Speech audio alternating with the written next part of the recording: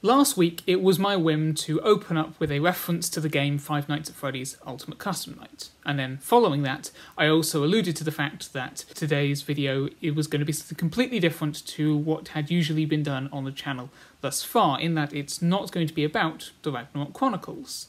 Indeed, as you can probably tell from the title, what I'm going to talk about today is Five Nights at Freddy's. The specific nature of the video itself I'm going to explain in a second anyway, so I don't really see there's any other need for any preamble at the beginning. So, hello and welcome to a Non-Chronicles. My name is Dominic, and one of the types of other videos that I want to do on this channel is to do with possible sequels that certain franchises could do, yet certainly won't, given with what hanging plot threads they have left over. This will usually be with series that were cancelled before their time, so they ended on cliffhangers. For instance, the real inspiration for me wanting to do this kind of thing was that when Stargate Universe was cancelled, I came up with this idea for a film that would tie up all of Stargate SG-1, Stargate Atlantis and Stargate Universe, these three TV series within the same connected universe, which, while I had planned, when I actually tried to write it, it got to the stage where I'd written what would probably be about the first 30 minutes of content, and I was still just establishing where all the characters were, so I kind of put it on hold there. Yet I felt, now I'm doing these kind of things, it could be fun to actually go over what that idea was. Like, what could the people who are making Stargate have done to kind of resolve all that was left over? And similarly, there are a number of other shows and franchises that were left with ideas hanging over. Now, for Five Nights at Freddy's, that franchise is very far from over. There are still books coming out, there's still games coming out, there is a film in the works, it's just for various reasons it keeps on being delayed. Yet, what I'm going to talk about today is a theory that I came up with in the style of the game theorists, who are directly doing an homage to, at the time, after the release of the 6th main game in the Five Nights at Freddy's franchise, when it wasn't clear that there were going to be any more following on from it. I mean, it wasn't entirely surprising when there were further sequels, but Five Nights at Freddy's 6 was an ending to the current story. So at that time, given that there were still some mysteries left hanging, I wrote at the time a mock-up theory predicting what the 7th game could be to potentially manage to wrap up all of these ideas. Still though, even if I'm going to be talking about this, what was at the time a theory that has since probably been not disproven, but it's even less likely to happen than it was back then, if I'm going to do that in the same way that I could talk about my supposed Stargate film, why start with this one? Well, as I already kind of felt like doing it after I ended up doing the DD reference at the beginning of the previous video, but also slight bit of guilt in that in a previous video I mentioned that Kyle Hill was my favourite kind of sciencey YouTube content creator, which of course it felt like I was neglecting Team Theorist with all of the Theorist channels, which I love just as much. It's just because I associate them more with lore-based things and stories rather than science. They weren't the first that came to mind when I was mentioning that before, yet still, of course, they have done plenty of science videos which have, just as much as Kyle Hill's work, contributed to giving me ideas to work within my own stories. So I wanted to do something connected with the game theorists to acknowledge them as well. Also the fact that my main social online interactions of the past few years have come through a Discord server that is specifically dedicated to the theorists. So yes, definitely want to acknowledge that on a double basis. I must also acknowledge though that I imagine there's going to be a fair number of people of those who do end up finding or watching this video who maybe don't know what Five Nights at Freddy's is. So I'm actually going to, or even if you have heard of it, you maybe don't know the precise details. So I'm going to start just with a bit of an explanation, just talking through what is understood of the franchise, and then I'll go into more specifically what was on my mind at the time after the release of the 6th game. Five Nights at Freddy's, at least initially, is a series of horror games made by developer Scott Cawthon, which involve you managing resources so as to survive 5 nights, wherein you are playing some variant on a night guard working at Freddy's Pizzeria, which is basically a Chuck E. Cheese, so some kind of restaurant where you have animatronic entertainment. On the face of it, they are indeed then just games where, with increasing difficulty, you just want to see if you can manage your resources and survive. But as you start to look more closely at kind of the more hidden details within the games, you start to be able to build up a greater story. And it's this story that many kind of theorists across the internet have been trying to put together for years. There have been certain theories which Scott Cawthon has suggested are closer than others, but at no point has anyone supposedly managed to put together the full truth. And probably that will never be the case, because while I would like to think that someday he will just kind of release what his version of the story is, that would take the mystery out of it for those who may still be trying to theorise about it at whatever date in the future that is. And again, the franchise, for now at least, is still very much going strong, so that time is not going to be anytime soon. From what isn't that hard to gather, however, it's not just a random thing of, oh, it's a horror game that the animatronics at night are trying to attack you. You have three types of animatronics, basically, to put it simply. You have what I at least refer to as the plush animatronics. I don't know if that's really what they're officially called, but whatever. These being, from the original game, more like mascot suits, which you do have endoskeleton, like robotics, inside to cause them to operate, but just as well the suits could be worn by a person. You then have the toy animatronics, which are purely kind of robotic, and you have the Funtime animatronics, which are the most advanced technologically speaking. Still entirely robotic, but rather than being more of a skeletal humanoid robotic structure, it's more made up of intelligent coils and wires which can kind of reshape themselves as necessary. Now, in terms of the toy animatronics, they are simply malfunctioning. That's the only reason they're potentially going after you. It's nothing really more deeper than that as far as I understand it. For the plush animatronics, however, we now need to start getting into that deeper lore. Originally, for the franchise of Freddy's, you had Henry and William, kind of the two main developers. As it would happen, though, William Afton, to give him his full name, would end up using the restaurants as places where he would end up committing murders. Now, after this fact, he would hide the bodies in the animatronic suits, but as a result, the souls of his victims ended up getting trapped inside of them. So, now, later, you end up with these restless spirits wandering around at night, trying to seek vengeance. You have, in that first game, kind of the core four animatronics. You've got Freddy the Bear, Bonnie the Bunny, Chica the Chicken, and Foxy the Fox. But later we also get introduced, in subsequent games, you get introduced to the puppet as well, which it seems quite possible to be the first victim, which also may have been Henry's child in turn. And what the puppet then subsequently did is it was the one that guided them to inhabiting the animatronics and continuing in that way to help them try to get their resolution. You also in subsequent games had the introduction of things like Balloon Boy, but I believe he just counts as part of the toy animatronics. I don't know what's happening with Balloon Boy. I'll say for all of this as well, I am hardly an expert. I'm not one of the people who does do a lot of kind of the theorising myself in the online communities and those kind of discussions. I basically just watch the game theories and the gameplay.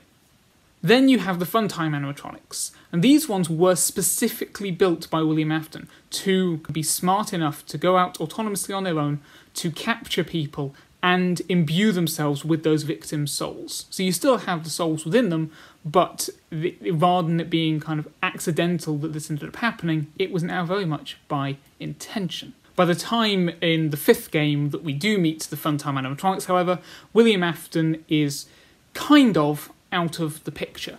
See, again, the whole timeline of the FNAF games is kind of really uncertain, but at some previous point, when he'd returned to the Freddy's restaurant, the other spirits of those animatronics had indeed managed to pursue him. He tried to hide within another one of the suits, that of a golden bunny, but the mechanisms inside the suit malfunctioned in his panic, and it killed him. However, just as how the souls of victims had then become imbued into the main animatronic suits, so too did his spirit then embody the Golden Bunny. Thus, he becomes the villain of the franchise, or as he actively appears in the games, Springtrap. Otherwise, then, on their own, except for the character that you are playing as, the Funtime animatronics are left in their own facility. But then come the events of the 5th game, you end up inadvertently helping those animatronics escape, albeit in a different form. For behind the scenes, they have turned themselves into an amalgamate rather than continue to be all the separate animatronics as they were. And this amalgamate is referred to as Ennard, and it's Ennard that ends up escaping at the end of the game. And he has within him, based upon what the previous animatronics were, at the very least, it would seem, William Afton's own daughter Elizabeth, who had been inadvertently taken in by the animatronic baby, and possibly, according to some theories, also Afton's wife, who went on to become the animatronic Ballora. Now, when we get to Five Nights at Freddy's 6, however, the situation regarding Ennard had changed. It should be noted that Scott Cawthon doesn't just give information about the lore of these games through the games themselves, and again, subsequently the books and so forth. He also hides information on his website, for instance, if you look in the source code. Between the 5th game and the 6th game, there appeared within the source code of his website, I believe, a conversation that seemed to take place between what there was still of Baby, i.e. Elizabeth, and the rest of the other kind of collective minds of Ennard, which basically implied that they had falling out and they were going to go their separate ways. And indeed, when we get to Five Nights at Freddy's 6, we find that Baby, once more, is her own separate entity. And separately, you now also have this other animatronic referred to as Molten Freddy, which seems to be what Ennard has become after Baby left. We are also introduced to another animatronic called Lefty, which is another bear animatronic, although it's not really an introduction, for it seems pretty well confirmed that Lefty actually contains the puppet from the previous games. It's another suit that specifically was built to have the puppet's animatronic operate it from the inside. This we get our evidence for from a specific rare image that you can unlock in the game, which seems to show Lefty at a certain angle, which seems to expose part of the puppet's body inside. And there may have also been certain lines in the subsequent game, Ultimate Custom Night, from Lefty that imply as well. I don't remember that. For the plot of Five Nights at Freddy's 6 itself, though, or to give it its proper name, Pizzeria Simulator, you, as a character, are being guided by kind of these tutorial videos by the business Freddy Fazbear's Pizza as to how to set up your own pizzeria business. And during the course of this, these animatronics start appearing outside in the alleyway, and because you're trying to be cheap with money, you bring them in and you set them up as your own animatronics there. But of course, as the player, we know that actually they're potentially dangerous and filled with souls, and indeed, when you're there at night, they start turning against you. As it turns out, however, this was not a real pizzeria. It was quite literally a simulation of a pizzeria, and the whole mission was actually being set up by Henry. Those were the ones that the cassettes were coming from that were giving you guidance. Henry had set this up to lure the surviving animatronics to this pizzeria, so that at the end, when he burns it all down, they all get destroyed finally once and for all. Kind of the finality of that is confirmed by the fact that Ultimate Custom Night, the following game, is based around William Afton, a Springtrap, being in some kind of afterlife of his own. Whether it's hell or purgatory, it's up to your interpretation. That's pretty much it for what's important of the timeline kind of things, other than a couple of elements which I'll bring up specifically when they're relevant. If you want any more details like that, again, none of it's fully confirmed, but you can watch videos on things like the Game Theorists or other channels if you want as well to get some more details. So at this stage, what are kind of the questions that I might have been thinking about at that time? Not everyone is going to have been aware of the conversations in the source code on Scott's website. Indeed, I wasn't until I saw the Game Theories series. So if you're just playing the games, there's probably going to be some level of questioning as to why is Baby now separate from Ennard, and I mean, you could possibly work out that Molten Freddy is Ennard on your own, but still, there's no acknowledgement of the events that caused them to split, or maybe we want to see that. Well, in terms of thinking about what needs to be covered in a subsequent game, while it would be nice to have that confirmed, it doesn't need to be done because A, the information is out there and you can kind of piece it together yourself. Or how about Lefty? Or how has the puppet possibly been able to get this other suit that's designed to house it? Well, again, while that information would be nice, I guess we can just say it happened off screen. Still to do with the puppet, though, I take issue with the fact that it's in the game at all. Once again, I will just reaffirm, I am not the expert on what is understood of the lore, but in Five Nights at Freddy's 3, at the end, if you unlock certain requirements, if you save all of the victims' souls in the animatronics, you get the happiest day ending, wherein a party is recreated by the puppet for supposedly all of the spirits of the animatronics, at the very least for one spirit in particular, the crying child, who seemingly suffered a fatal accident on his birthday. Once that party happens, once they've had their resolution, all of the spirits disappear, and that's kind of confirmation that, okay, they've been put to rest. And this is visualised by the bodies kind of fading away and the masks that all of the people have been wearing, representing each of the animatronics, seemingly that they have been possessing, all falling to the ground. This includes the puppet. So the puppet, according to that scene, also passed on. So how can the puppet now also still be in Five Nights at Freddy's 6? The way I see it, there are three possibilities.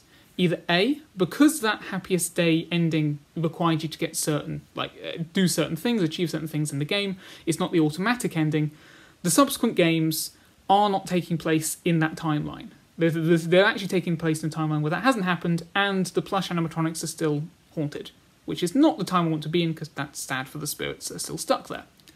B, the happiest day ending takes place after FNAF 6, which doesn't really seem to make sense, because that would mean that the souls only disappeared, must be decades after they the requirements for them to be put to rest have occurred.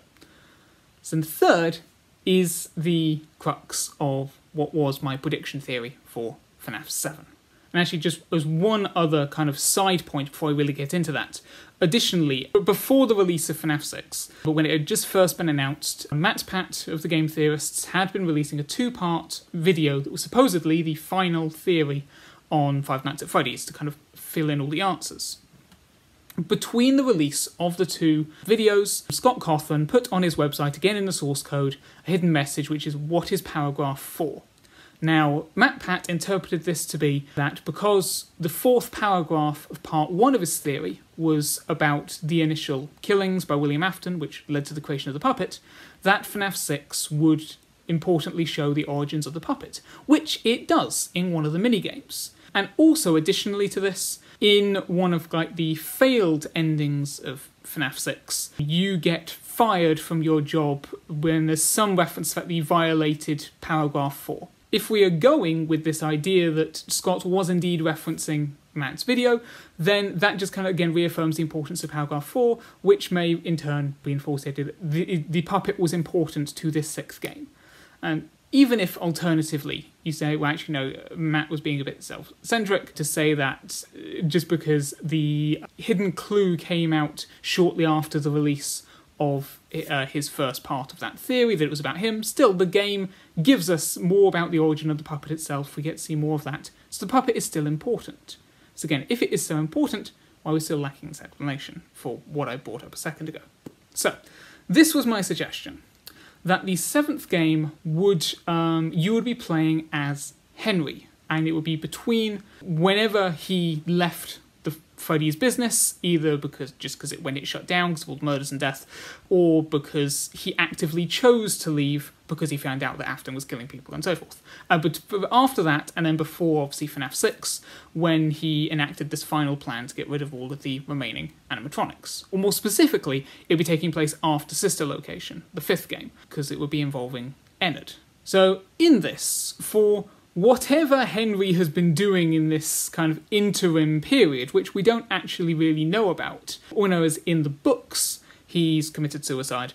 In the spin-off game FNAF World, which actually is really fun, quirky, colourful RPG, which for some reason some people didn't like, but I and other members of the GT Livers Discord, to mention that again, we like it, it's a really fun game. A figure that is, it kind of has to be Henry, again, ends up dead.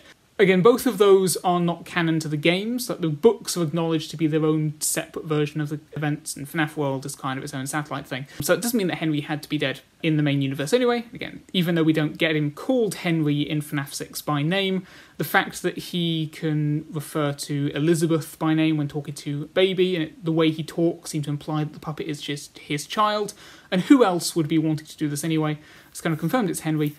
Well, then what has he been doing in the meantime, if he hasn't, in this version of the timeline, killed himself at the loss of his own child? So first of all, just generally exploring that. Quite possibly, he didn't realise about the haunting of the animatronics. He just presumed that people had died, and he has gone on to try to restart some form of new life. However, now, with Ennard being free in the real world, has got to this point where, with the disagreement with Baby as part of the collective mind, they want to find a way to separate themselves, but they don't know how to do this. So, they track down Henry, and the whole plot of the game then becomes you, over each of the subsequent nights, having to try to build things, because Henry was part of the inventor, build new parts and mechanisms that would ultimately allow them to have these new bodies. It would be more like Sister Location, which was separate from all the other games because it was a lot more story-driven rather than just you'll repeat the kind of nights with increasing difficulty. As part of this, Henry would also now be able to learn more about what has been happening, learn about all the hauntings and so forth, and while he is, again, building these new bodies for Baby and what would become left of Ennard, on pain of you being killed as the fail mechanism if you don't do what Ennard wants you to do, he finds out about the puppet specifically and puts together that it is the soul of his child. Now, at this point, we've already had the Happiest Day event, so the child has already passed on, the spirit has passed on into the afterlife. But, desperate to be reunited with his child, one night you dare to actually slip away from Ennard's prying eyes to go to that original pizzeria site, find the puppet, and then, with the technology that you've been working with anyway, try to revive it with the soul of the child, which you succeed in doing. You returns his child into the puppet's form. The child's soul, however, doesn't want to have been brought back, doesn't want for this to continue, wants it to be over like Henry would want it to be over for all the other animatronics. So the reason why and how the puppet ends up getting in the Lefty suit, other than I guess potentially also not being recognised by Springtrap in FNAF 6, or if the theories are correct that you are playing as the same protagonist in most of the games, that you as the player don't recognise the puppet from previous experiences. The reason why it creates Lefty, or maybe tricks you into building Lefty, is that so there, when Henry ends up going through with the plan to create the fake pizzeria, he doesn't realise that Lefty is the animatronic with his child's spirit in it, and so he won't try to stop Lefty also being part of the final climax when all of the animatronics are destroyed. Now, of course, by virtue of the fact that he does seem to speak to the puppet at the end of the game as if it was his child, he must find out eventually, but maybe by that point he has come to accept that it is best that he or she also pass on. I say that because the gender of the child seems to be one of the things that Scott potentially retcons. You could then also put in some other elements here and there about how, because Henry, because obviously he knew William Afton because they were business partners, he would likely have also known his wife. So it could start before you find out that it's Ennard that's guiding you in what you have to do each night. First, he is just spoken to by Bellora's voice, again was theoretically William's wife, or Elizabeth, Baby, the child. And obviously Henry doesn't know anything about, in this version, the souls by this point yet, so this is just a familiar voice from the past, from beyond the grave, and kind of in that state of wonderment, he's kind of starting to put together what needs to be put together. Maybe at that point, because we haven't revealed that it's Ennard yet, the death mechanism more comes from a fatality and like the actual engineering, whatever it is that you're doing, like a mistake that could go wrong. Or maybe it is like Sister Location, and again, you can't die in the first nights. Then also, perhaps, kind of in a justification of why Baby is suddenly so more violent in FNAF 6, compared to how she was previously, is either you could have that during the process of extracting her, getting her own body, she became more unstable, or you can just say that because the Funtime animatronics are kind of in turn their own amalgams of the soul that imbues them and the AI that's in control to begin with, so maybe just the AI kind of overtook the child's consciousness, or maybe also in fairness, There's this whole other thing with the person you're playing as, potentially Michael Afton, William Afton's son, being a reanimated, decayed corpse. The franchise is complicated. So she's suddenly seeing you in FNAF 6, which you weren't like in FNAF 5, being in this more desiccated state. Maybe she's just attacking you because she's freaked out by you, I don't know. But again, potentially you have room to explain something about that in there as well, if that was felt as necessary, which is not the main thing in this case. With that said and done then, with that filling in that gap potentially, the smaller pieces to do with Ennard, and then what in my head is more important about the puppet, but again, it is a matter of opinion and interpretation. You have the 7th game, which then definitely couldn't be the last. As I've already suggested before, Five Nights at Freddy's is one of those things where it's not going to end anytime soon. Yet all the same, FNAF 6 was very much an ending. It was the end of that main timeline with all of those animatronics being destroyed at the end, the last surviving ones. So to have then suddenly end with this version of FNAF 7, it would feel so much like just a tag on to wrap up the loose ends, which is exactly what it is, but it wouldn't have that same sense of finality. So there would need to be a FNAF 8, which followed onwards, which again starts leading towards a course which could again warrant a more grander ending. But there isn't really anything left at this point in the timeline to allow for that, because again, FNAF 6 was the ending. So at the time when I wrote that prediction theory, I suggested that actually FNAF 8 and onwards would instead branch out into different versions of the pizzeria across the country. Because again, it was a business before everything went wrong. And maybe some other similar events happened in other locations as well. And it'd be slightly more like a spin-off, but you're now starting again and you can start those new arcs which build up to a new finale. That is basically what is happening with the new games, because now Scott's still working on it, but are now also worked on by other bigger gaming companies as well. So you've had already Five Nights at Freddy's Help Wanted, the VR game, coming out. We've got Five Nights at Freddy's Security Breach, you've got other stuff as well. But these new games are following a new continuity with a new villain, Glitch Trap and Vanny, and all that going forwards.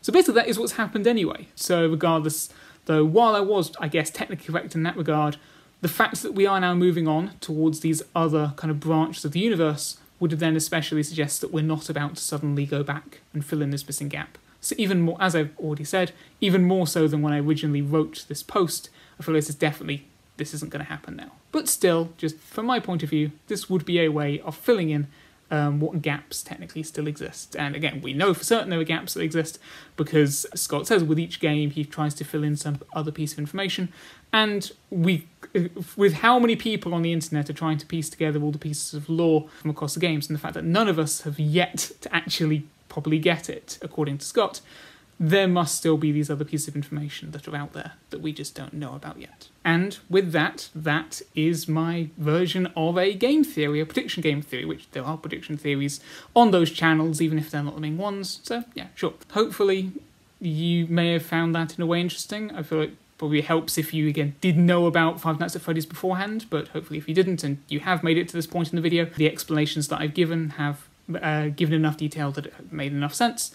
So we'll be returning to the usual stuff with the Non-Chronicles next week, and so there will be other videos like this in the future where we talk about other sequels and stuff, but again, this won't be the only Non-Chronicles videos. There are, again, other different things I want to experiment with down the line. That's all for the future, that doesn't matter right now. So hope you found this interesting, hope you find other videos on the channel interesting, and either way, until I see you again, just remember to keep on telling stories.